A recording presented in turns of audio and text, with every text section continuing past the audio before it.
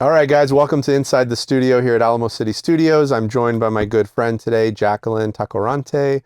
Jaclyn's going to tell us her story of San Antonio, New York, San Antonio, and all the companies she's involved in, and political and entertainment and media and all of that. So, Jaclyn, welcome to the show. Well, thank you for having me, Jeremy Kenisky. Yeah. Always got to make sure that we pronounce your last name. I appreciate it, and I appreciate the time here. So thank you. Yeah, awesome. Excited to talk to you about a lot of things, I think. I think, though, the first thing is give us you have a cool story of sort of leaving, being born and raised here, leaving, coming back. You want to kind of give us the... Yeah, so it's, I think it's a story now that I've talked about it a little bit further with a few folks here in San Antonio. I feel like it's a story that a lot of people can relate to. I grew up here in San Antonio. My mother was a single mother until she met my stepdad, Paul, and grew up in the Creek, really young. And we then transitioned into moving over to 1604 in Marbach, graduated from Southwest High School. Go Dragons. Okay, I was a little clarinet player. It was fabulous. And I graduated as a junior in high school. And at face value, I tell people, they're like, wow, she had the grades, she had everything. There's a lot of stuff happening at home. And so, like many young adults, I had to leave to really kind of make a name for myself and just start getting a job to pay for things. So once I left Southwest High School, graduated early, went to UTSA. And this was, now there's the whole Birds Up and a football team and there's T-shirts. I barely could afford tuition back then. So it's nice to see that. This is when 1604 was stoplights. Oh, I know. And La Cantera was like the cool spots. It was there at the time. It was there. They were just like building it out because I used to live at the La Cantera apartment. So I was thinking like I was like big shit. Can we allow it to Holy and Hood, like work with me, right? Yeah.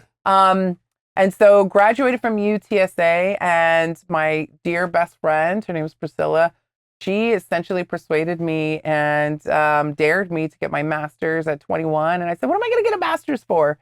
And I'm so glad that I did because I got to learn a lot about business. Where did you do that? So I actually graduated from the University of Texas. The University of Phoenix, the San Antonio, Texas campus. It was the first campus here. And it was an incredible experience. I learned a lot about business while I was there. And once I left, I moved to Austin for about 5 years. My brother was there. I got to learn a lot about South by Southwest and the Austin Chronicle because I was big into the movie scene and into the music scene. I played clarinet all through while I was there at UTSA. And then I decided, you know what, I'm going to leave Texas. Really, namely because all the amazing universities, Incarnate Word, St. Mary's, UTSA, they're cranking out students every 6 months in communications. Yeah. And so I didn't come from money or didn't have a father that sat on this board or that board to connect me. And so I thought to myself, if I'm going to try to make it, let me get to New York. I'd rather fail in New York and then come back than try to just keep trying. I just kept hitting wall after wall here in Texas. And so I got to New York and I started off, I was bright-eyed, bushy-tailed in my early 20s, got to New York, and I did what a lot of young adults do. You just work your butt off, worked 2-3 jobs and worked at ad agencies, and then just kind of learned the culture of the creative culture. Worked at ad agencies as a project manager and then senior project manager, and then worked my way up. And then eventually I had a dear friend that was like, Jaclyn, there's this place called Staten Island. Have you ever heard of it? And I was like, no, what is that? Because when you pull out the MTA map, Staten Island, it seems like it's this tiny ass island, but it's not. It's like huge. It's like twice the size of Manhattan. Yeah. It has close to 500,000 folks that are there. Beautiful, beautiful area. It reminded me of the Texas Hill countryside. And so I had never even taken the Staten Island Ferry until I went for a job. And so I interviewed for the only Smithsonian affiliate that was on Staten Island. It was called Snug Harbor Cultural Center Botanical Garden. And so I took the Staten Island ferry, went over, nailed the job, and within 2 days, they were like, "We want you." And so that's really what started my adventure in New York City, like really honing in. And while I was there, we were in charge of film shoots, photo shoots, permitting, understanding production, run sheets. Um, and at that point, as I'm looking at contracts and managing the contracts, I'm like, wait, this is how much is they're paying, and this is what the policy is. And that's how I really got involved in like the film production world, but also the business side to the world. So after a few years doing that, met my husband, Joe Bear. We call him Joe Bear because he's hairy like a bear. He'll love that the lighting here looks like Star Wars. I feel like very Mandalorian right now. But after a few years of me running and working for other people, I decided to start my own company. And to be honest, Jeremy, I thought it was just going to be a small business. I thought I was going to have a couple of clients and then have my beautiful son, Roman, and then go back into the city and then work for another PR firm or a production company. But God had other plans for me. Within a month, I had 6 clients, and then Yeah. 6 clients grew to a dozen. And truly, that's when I really understood the value of business partnerships, strategic business partnerships, that things were in alignment. And so the Staten Island Economic Development Corporation, the EDC, really gave me my first foray into owning a business. They gave me an office space for 6 months for free. They received a huge grant from the state and the city. And so those 6 months, I was able to really hone in on what did I want JMT Media to be. Yeah. And for the longest time, I always saw for-profits and nonprofit entities never working with each other. This was before it was a trend. This was before philosophically it sounds good on paper. This was truly part of my company mission because I came from both sides. I came from the for-profit side, but then I also loved working with nonprofits. Yeah. And so I was able to start a business to bridge big brands like Coca-Cola, Unilever, Canon, Puma, Harley Davidson to help nonprofits and small businesses. And so I did that for about 10 years, and we still have our offices running. But 5 years into it, that's really what got me involved in politics. I was applying for what they call a Minority Women Business Enterprise Certificate, MWBE. And the significance of that means that small businesses like myself that don't have generational wealth, it allows you to bid on city and state contracts. They have certain And so- set aside amounts and things Exactly. like And so in New York City and New York State, it's 30% of contracts. And that one That's a lot. contract absolutely, one contract can significantly not just impact a household, but it can impact an entire community. Yeah. Because whatever monies that my company is receiving, we're resharing that back 4-6 times within our community. And so the term minority at the time only included if you were 100% Mexican American or 100% African American. And I'm neither. I'm roughly about 65%, 70% Native American, Lipan Apache, and the rest I'm Mexican from my father's side of the family here in San Antonio. And so here I am eagerly going back to the city saying like, hey, I'm Native American. And they're like, well, that's great, but you don't still don't qualify. And I'm like, well, what do you mean? Like Native Americans are the indigenous people. And they're like, but that's not the law. And so painstakingly, that's how I learned how to get involved in politics. And it was really because I needed to change a piece of policy to help my small business, which in turn has helped over 24 Native American small businesses in New York City. And that piece of legislation changed, over 3 years. And so by the time it was presented at the stated meeting, I was already pregnant with my second kid, my beautiful baby girl.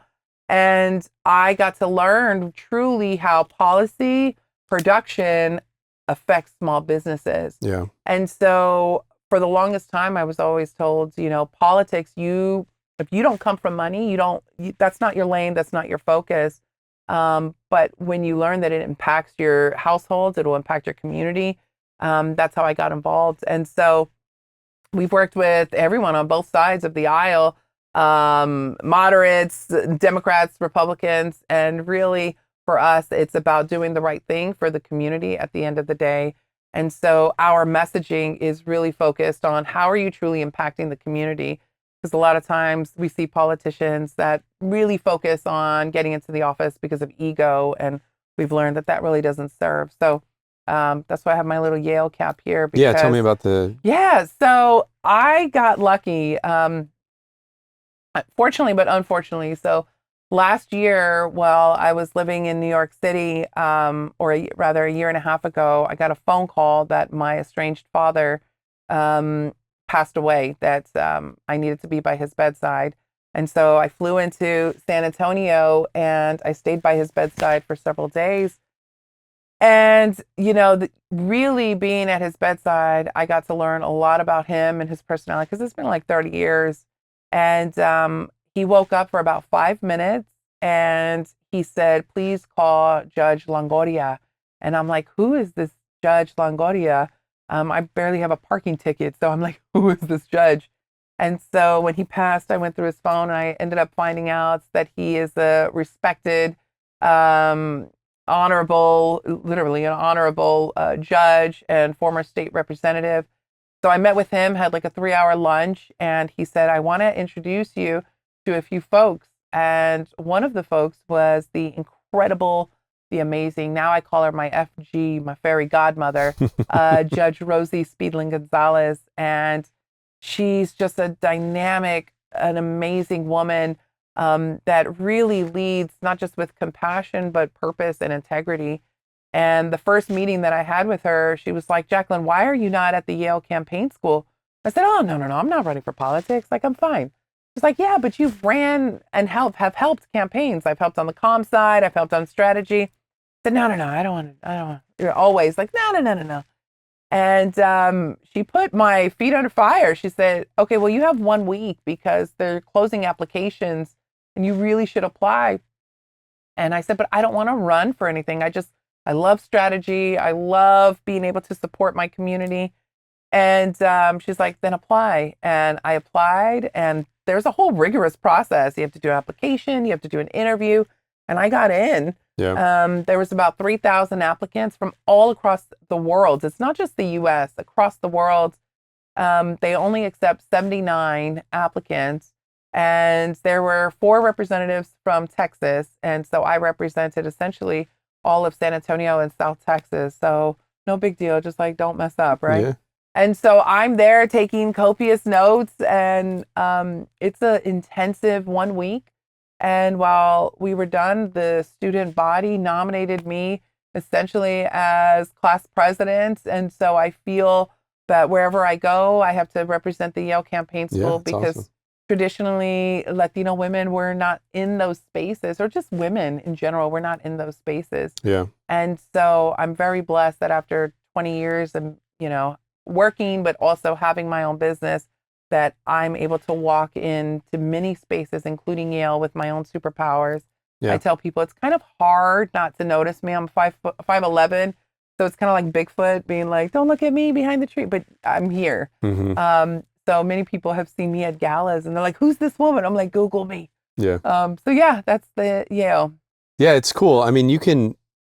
I don't know what your future plans are now, running or not running for office, and you don't have to say, but it seems like even if you intend to not run for office, it seems like it's an incredible educational opportunity, right, to learn and fulfill and fill your sort of basket of skills with stuff you already know, but then complementing it with other things. And yeah, because I had never ran a full campaign to understand compliance, and now, in addition to what we've done in terms of on the comm side and the field work, this just really adds to what my company can provide. Yeah. And some of even the local politicians here in San Antonio have reached out to us to recruit. So we haven't made any announcements of who we're working with, but we're really excited, because at the end of the day, it's really my goal coming back home to San Antonio is to leave it at a better place than where I found it and left it 20 years ago. Coming back home, some of the things I've seen are great. I love what I call responsible developments, like the Pearl, and some of the other major manifestations that have happened. The Rock over at La Cantera, like just some really beautiful responsible development. And even as new projects are being presented, the entertainment center for downtown San Antonio, I think smart development is really integral to the success of what's going to happen in the film and media production world, Yeah. but also the supporting services that are going to build it, the infrastructure, right? The construction companies, the lighting companies, electrical companies, whether it's union, non-union. To be honest, it's the shot in the armpit that San Antonio needs to help elevate its brand. And part of what I talk about, because we've done a lot of tourism work, is, for San Antonio being the 7th largest city, sometimes we walk around like we're the prima, but we need to start walking around like we're the jefe. Like we are truly in the top 10. So I'm excited to see some of these projects come to fruition with proper developments, proper budgets and timelines. But also, how is it going to support our existing infrastructure that we have here and the nonprofits and the services that are needed? So I'm excited to see what the future holds for San Antonio for sure. Yeah. So when you moved back here, you started JMT Studios, right? Yeah. So can you explain a little bit about the differentiation? Sure. So we still have JMT Media in New York City, where we primarily focus on public relations, social media, and marketing. And JMT Studios here. And is that largely political, or is it No. So it's with small businesses and nonprofits. We've worked with James Beard award-winning restaurants to Michelin star restaurants, to the small businesses at the bodegas, because everybody has a story to tell. And really, that's my job, is to go in and extract that. Politically, we're not doing anything in New York City because we're still growing that political atmosphere since we just graduated the Yale Campaign School this summer. But JMT Studios here in Texas is primarily focused on 3 things. On the education side, which we'll talk about, the Alamo City Digital Media Center. We're talking about the policy and helping support campaigns. And then the third aspect and piece to this is really the strategy for a lot of nonprofits that have reached out to us. Museums, especially on the capital funding, understanding that process, because it's truly a lot of games. You have to understand the art of running your business. You have to understand the art of working with the city or the state. What does that mean? What are the ramifications and compliance? Like everything has to be in compliance and within, ramifications, but also continuously supporting on the education side. So a few years back, we launched the New York City Digital Media Center. And it was really a solution to a problem that we saw during COVID. During COVID, we had a lot of member organizations reaching out to us to say, we want to hire youth in Staten Island and New York City, but there's just no talent. Yeah. And I remember being in my office, and I put this member organization on speakerphone. And I asked him, I said, can you say that one more time? And he said, there's really no talent. And we concluded our conversation, and I'm in a room, and I did that purposely because everyone that was in my New York City office, they were all under the age of 26. Yeah. And I said, this is what I want you to see, what we're up against. A lot of people assume that young adults, that they may have a different way of learning, or they have a different Monday through Friday lifestyle, that there's no talent, but that's not the case at all. It's just I consider myself a senora now, like us in the senora era, we have to adjust our flexibility in how we work with young adults and what they're learning. And so that's really why we created the New York City Digital Media Center, because I wanted to create that talent and that pipeline beyond just the podcasting and video editing. I really wanted them to have a 4-year pipeline into a college to see that just because they're seeing the end product of Jaclyn in a suit, there's still a whole story. I came from the same thing, low-income neighborhoods. I came from poverty, came from domestic violence, but that didn't determine where I was going to go, where I was going to lead my path. Yeah. And, I had to explain to a lot of the students in New York that, I came from, by the time I was 10, I was already on my 4th stepfather. Like, we all have stories that create us and that mold and shape us. And it's really, how are we going to dictate and move on to the next chapter? Yeah. And so when I was looking to expanding here in San Antonio, like any good business person, you look and you see, like, who's the competition? I don't even like that word competition, but what are the other marketing firms doing? What are the other ad agencies?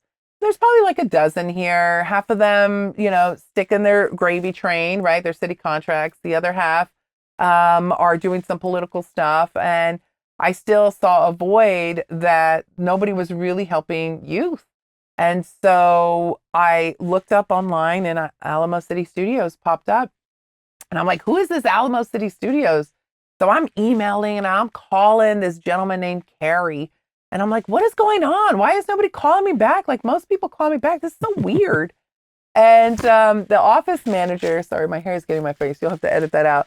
The office manager at the time, he reached out to me and he said, unfortunately, Kerry is no longer with us, but I want to introduce you to Jeremy.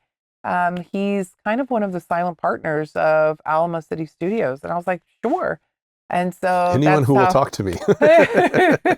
And so through a series of coffee meetings with you, I was very grateful because I got to learn over a year, and we really haven't even officially announced that we're here. I'm sure people just assume, right? My kids, if you're following on my social media pages, you'll see my children are enrolled in school here. But I'm putting my money where my mouth is and working in both cities. To be honest, it is exhausting, but it's truly fruitful because I get to see both companies excelling and doing very well.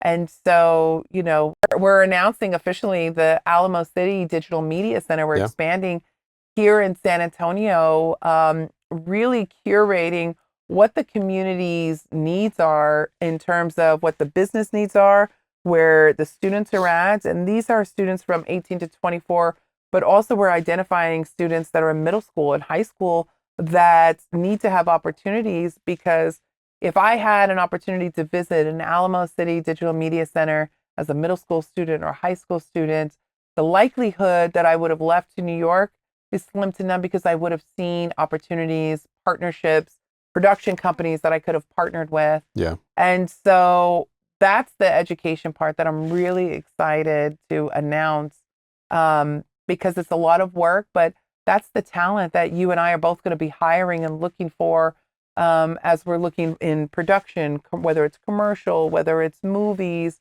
whether it's small influencer series. I mean, you've been able to cultivate even some of your amazing staff here, like Karina. She's behind the camera right now. Karina has been able to even come and fill in for events at the Guadalupe Cultural Arts, like at the Flaco Jimenez concert, because we're able to know who's been trained and we're able to move them fluidly.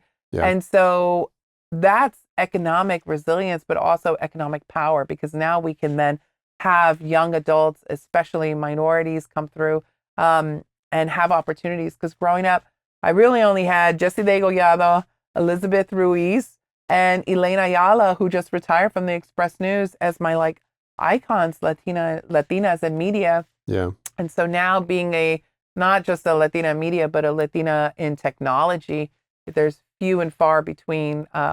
With my company in New York, there's only a dozen media production companies that are owned by minority women. And so for me to bring that back to my hometown, I mean, that's a blessing in itself. Yeah. And, homegrown. That's it. Yeah, I think, over the years, talking with a variety of people in San Antonio for, again, in my previous life, running a production company and then software and tech companies and all kinds of stuff, you always hear a lot of the old guard in San Antonio are always sort of a little bummed out when their kids leave to go work somewhere else in another city. And I mean, at a certain point, I don't know how even if a city has all of the things you could want, I still feel like there's just sort of this natural childhood itch to sort of get away from mom and dad and flee the nest, But I think the more we can build things like what you've built in New York with the Digital Media Center there, now what is coming to here to San Antonio, just gives more opportunities for people to stick around and help build the community here, Absolutely. I mean, the one thing I have seen in the past year is organizations like Women Film and Television Texas, San Antonio Film Festival, the San Antonio Film Commission's office. All of these different entities are creating an ecosphere for creatives and business people to thrive and do well. Yeah. And so I try to explain to people that there is plenty of pie to go around. for sure. You know, walking around. One thing that I learned in New York, and I see it a little bit here in Texas, is this scarcity mindset. Yeah. And I'm like, there are hundreds of businesses, museums, nonprofit entities that can utilize people's resources. And you know, even this morning, I had a fellow videographer come in super early. She was like, Jaclyn, can you give me some guidance on how to build my business? And I sat with her, and I do that often because people sat with me, like the Small Business Development Corporation in New York. When I was first starting out, I didn't understand, besides filling out my paperwork online, I didn't understand really how to grow my business, how to sustain it on the budgeting side, operations side.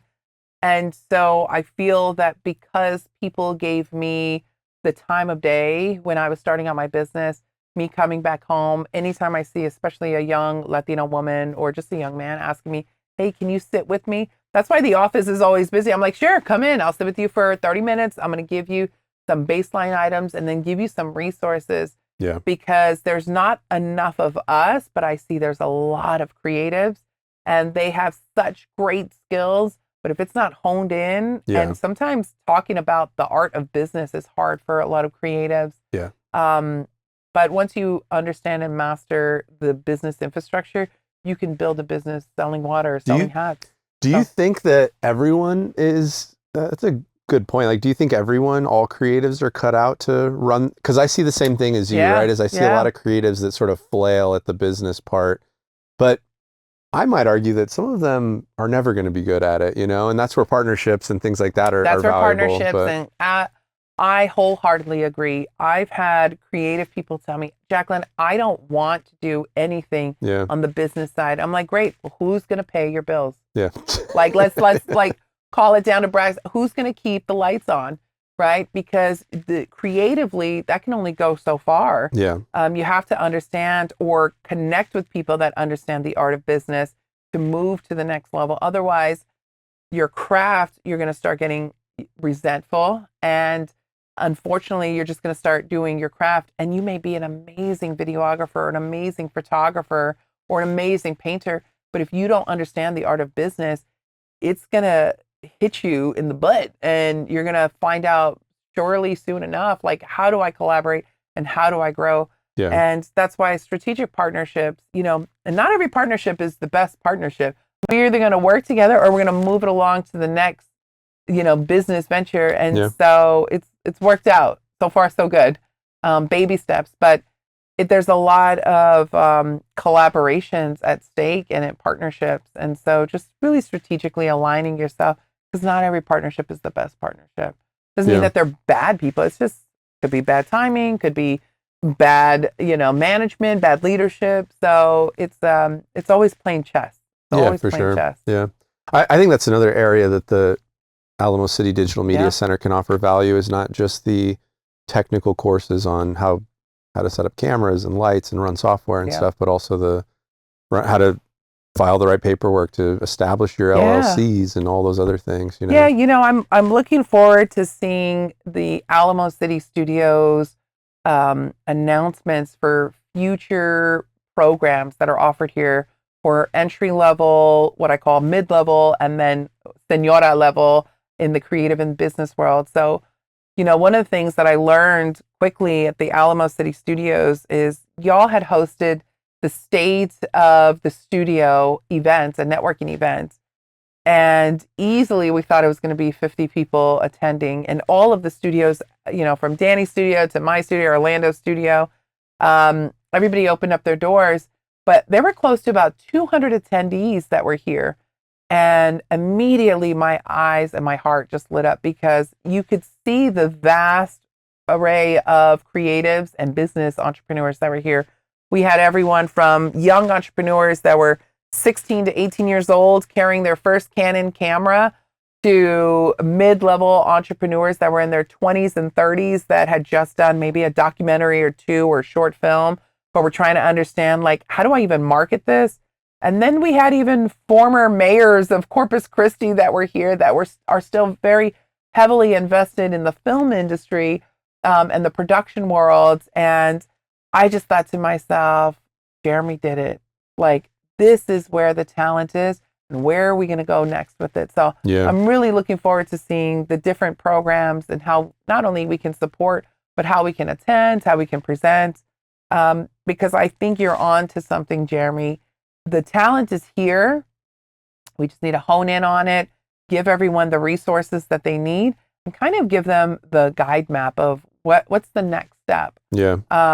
And so I'm grateful for the 20 years that I spent in New York, but I'm even more grateful for that experience and that knowledge, bringing it back to my hometown Yeah. and planting seeds of entrepreneurship, planting seeds of greatness in some of these creatives, because I'm telling you, I haven't even had to pick up a camera in the past year because all of the projects, even one-off projects we've done with South Texas Business Partnership or that we've did at the Flaco Jimenez, I've been able to hire and outsource because there's so much talent here. Yeah. So I'm like really pumped about that because I'm like, oh, wait, you know how to shoot sports?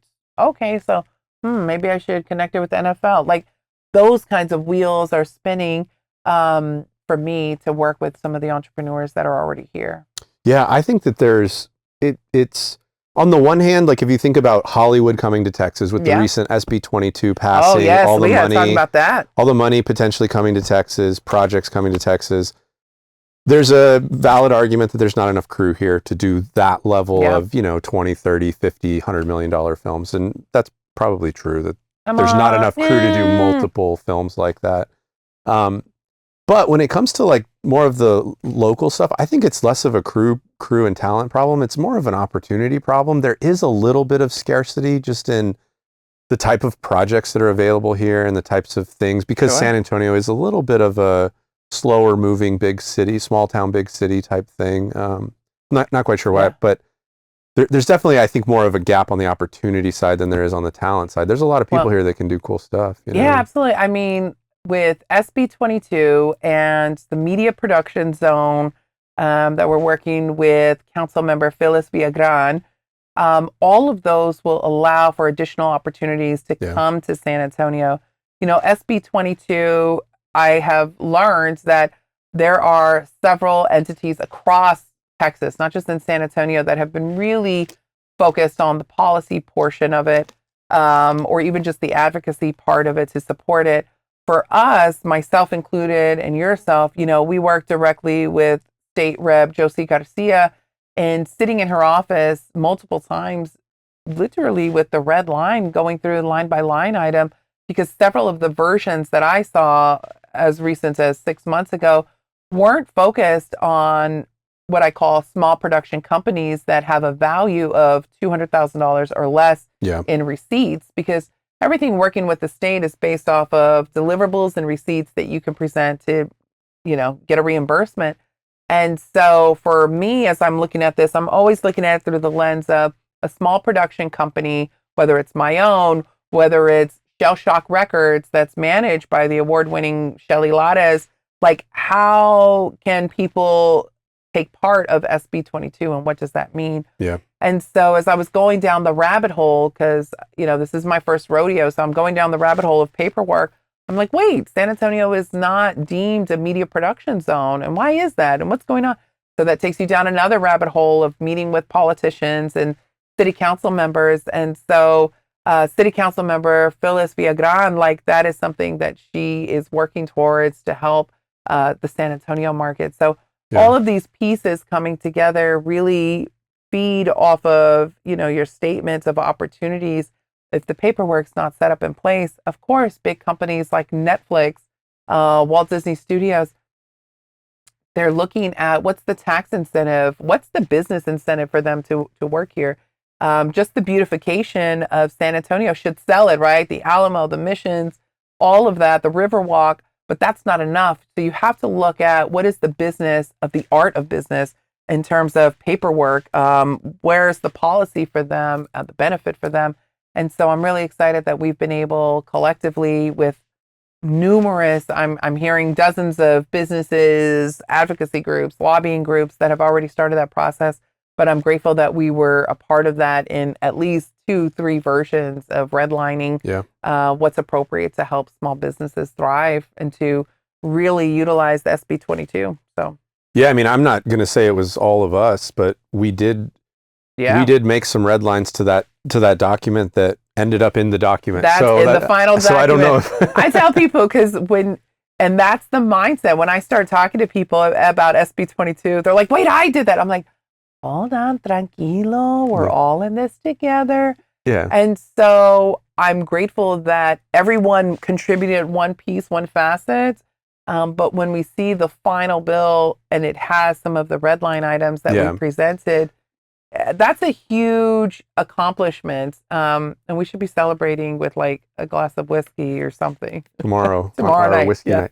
But yeah, I mean, and I don't say that to try to take credit. What I say, the reason I say that is because it's awesome to see that how much the spread changed from if you were shooting under $1 million film, or I can't remember what the limit was, but you were getting kind of pennies compared to what someone from LA flying in with their movie, taking credits, leaving again. We're getting, and so we were able, again, Texas was able to rebalance that a little bit. And I think that's kind of a huge impact on the smaller filmmakers, independent filmmakers where that money really matters, like getting a 20% incentive versus a 5% incentive to an indie filmmaker with $1 million budget or under, or whatever. Again, I can't remember the exact limit off the top of my head, but it's super meaningful. I mean, it's the difference between being able to employ those 30, 40 people on that crew or not. That's exactly it. And it's, for me, looking at the education opportunity is the $30 million for workforce development. That's a huge deal. Like now 30 million when you're thinking in the state of Texas is not a lot of money, but the impact that $30 million can have, and then revisiting that bill and repositioning in 2 years, 4 years, that is significant for the workforce development, the economic landscape here in San Antonio. And so those seeds of economic empowerment can grow for generations. So I'm really excited about SB 22. And so I'm excited of how that's going to impact San Antonio and our sister cities. Yeah. I mean, I don't know if you saw, but I think it was Perot Jr. and Taylor Sheridan. They just announced recently some of the stuff that they've been working on in Fort Worth. And, absolutely. But it's super cool, and I'm super excited to see that happening there. It's just more projects that are happening in Texas that are in some way going to benefit all Texans. But I think it's a great thing that's happening there. Hopefully, some more of those things are happening around here. Absolutely. And hopefully, we can help drive some of them too. Yeah, I mean, and speaking of like drive and opportunities, SAISD, Harlandale ISD.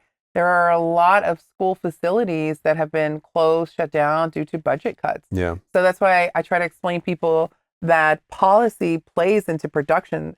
So even at the baseline level, you have to have an understanding. And so we're looking at repurposing some of those schools in partnership with us in terms of the Alamo City Digital Media Center to expand.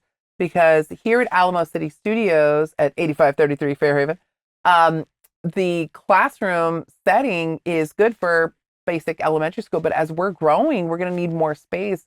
And so, to our audience that's listening, we're already starting to look at repurposing some of those schools and retrofitting them for film studios for young entrepreneurs. And that's what I'm looking forward to. I'm looking forward to seeing, I already know what I've been able to accomplish over 20 years in New York.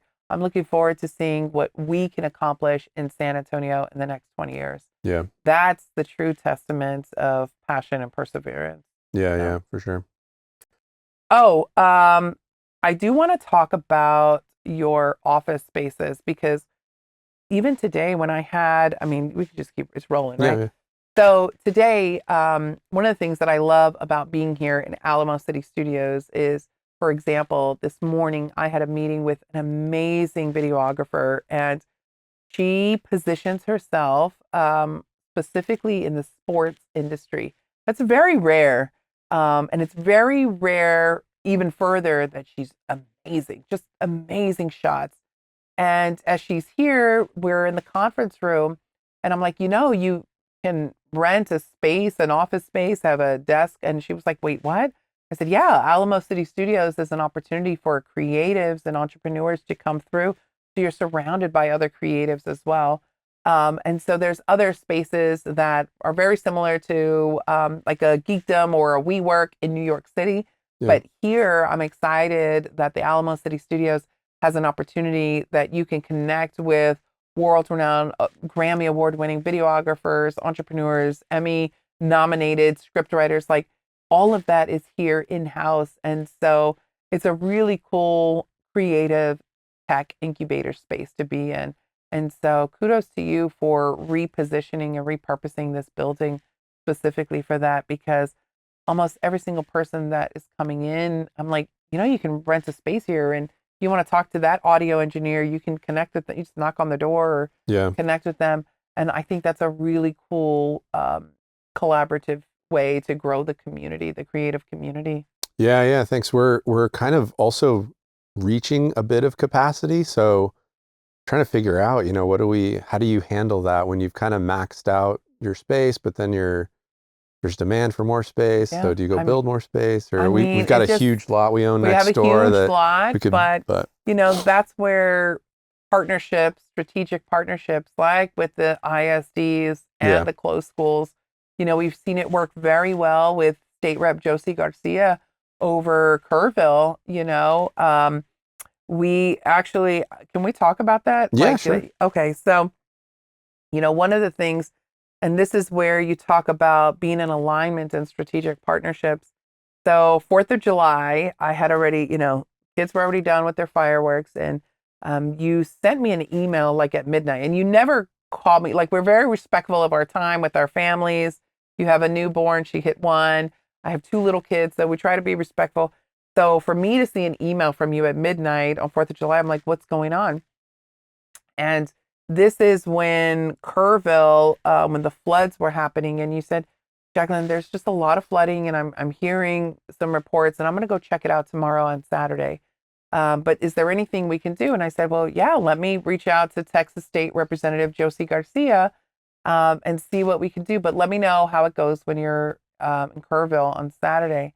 And so if you want to talk about your experience while you were here or while you were there on Saturday. Yeah, sure. I mean, so for me, I was, 4th of July, I've got family over, and my sister and her 2 daughters, both under 3 and not even 1, not even maybe 7 months, something like that.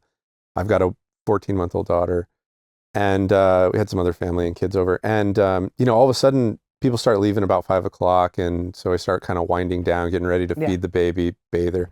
And I start seeing all the reports of Kerrville flooding and the stuff in Hunt. And I've got friends that own property in Hunt. I've been to Hunt several times. I've been to Kerrville a lot. I go out to Fredericksburg all the time. So that area of the Hill Country is super familiar to me. I've got friends in Comfort. And so I was like, but the biggest thing was I saw that Camp Mystic, all those little girls were missing. And that's when I was like, okay, if that was my daughter, I would hope every single person in the Hill Country was out here looking for her, because I know I would be out there until whatever. So yeah, that's when I called you, and I think I might have even said, like, call your political people. Yeah. Like, we got to figure out a way to get some help out there. And so I went out there the next day. I took Orlando, one of our sound engineers here, and Grant, another good friend of ours. And we just drove up, and we're like, we had no idea what to do. We loaded up a couple pallets of water, a bunch of gear. We're like, do it, guys. We're going to go do something.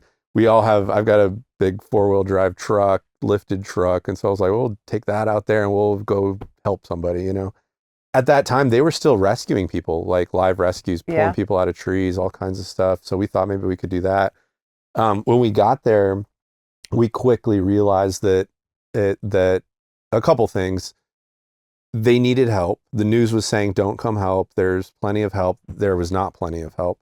And then the second thing was that within a few hours of that morning, it was clear that it wasn't really a rescue people alive thing. It was more of a recovery mission type of thing. So we bounced around to a few places in the first hour trying to figure out where to go. And people were kind of sending us around. It was chaotic, right? Just complete chaos.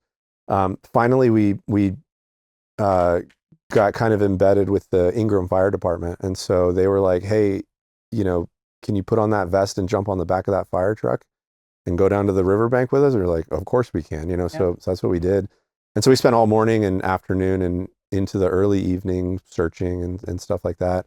By the time we got back to Ingram Fire Department, it was us and like 3 other teams that went out, and there were our teams recovered 6 adult bodies and two children over that time throughout the day. And so, but it was shocking. I mean, just seeing all of the debris. I mean, I remember walking over debris piles, and we were like, and I was telling Grant, I was like, dude, we think we're standing on the ground, but we're not. We're 10 feet in the air. This is a 10 feet tall debris pile that just was just piling up, you know, and you could see like beams sticking out. And I was like, there's 3 houses. We're standing on 3 houses, but it looks like dirt. It just looks like, you know, so anyway, then that's when I was kind of updating you on like, hey, when you guys come out tomorrow, like, here's what I think we should, here's where you could stage, here's where we could. So, I mean, I think this is the first time that we're really documenting this, so you should definitely save this. But that evening,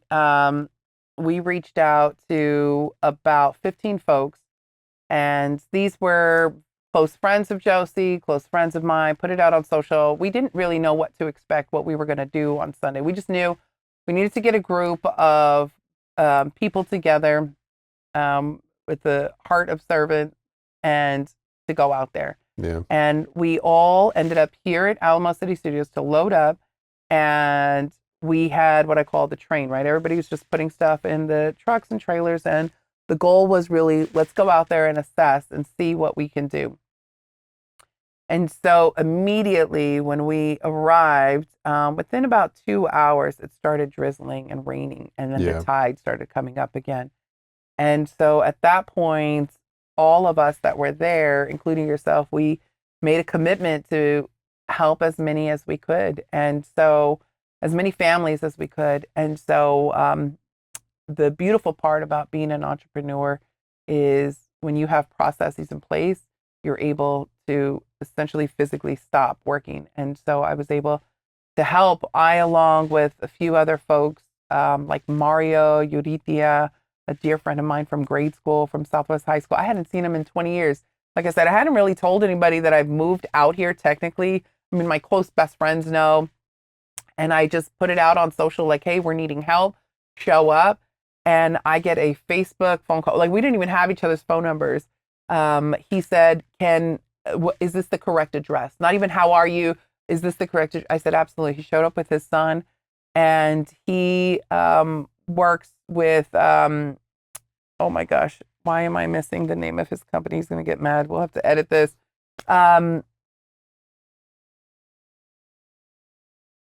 It's like a Wounded Warriors type thing? It's like a Wounded Warriors. Oh my gosh, you're going to have to totally like delete this. Just ignore while I'm, hold on, Mario, what's your company? What's your company name? So Jamie, go pull up Mario's company name. I totally forgot. Oh my gosh. The Joe Rogan reference. I know. He's like Jamie. he's got a guy named Jamie who does everything for him. I love it. So Operation Homefront. Okay. So we reached out to Mario, and he is a veteran through Operation Homefront, based here in San Antonio, and Grant Foundation and all of these organizations came through, and we went out there and we set up initially at the American Legion, and they were very gracious in having us there for a day or two. And then the operation just expanded. And so what I mean by operation is there were 5 different rescue missions, because we were getting hundreds of people coming in every day and saying, how do we help? And they're showing up with their combat boots and like a shovel. Yeah. And so my expertise is really in logistics and management. So what I mean by that is we've helped produce events with 200,000 people down to 50 people. And so Josie, State Rep Josie Garcia is also the only woman vet in the House. But she went to Iraq, and so she's trained in combat, military precision missions. And so Mario, a gentleman named Dario with Diverse Construction Group, yourself, and a few others were going out. And so these missions and rescue teams grew from 10 people crews to 60 people, 80 people, from the water crew to the boat crews to the diving crews. So I was on what I called the front end, where we had then transitioned into the VFW. And at one point, we had almost 1,700 volunteers in one day that showed up on a Saturday. Yeah. And so I'm grateful for the training that I had to be able to get prepared and to move different groups into coordinating team leads. And even the team leads are volunteers. And so through the results of everyone's efforts really came because you sounded the alarm, Jeremy. Like, Yeah. I mean, when you it really was, think about it, like, I don't know if I've told you, we've Team Josie, along with some of the other partners collectively, there were over 36 families that we were able to serve, yeah. in addition to the 8 that you found that Saturday. Yeah. And so I'm sure there will be some fun. I don't have an award. I have, like, just love to say thank you, because I don't think that if you sounded the alarm, I wouldn't have known.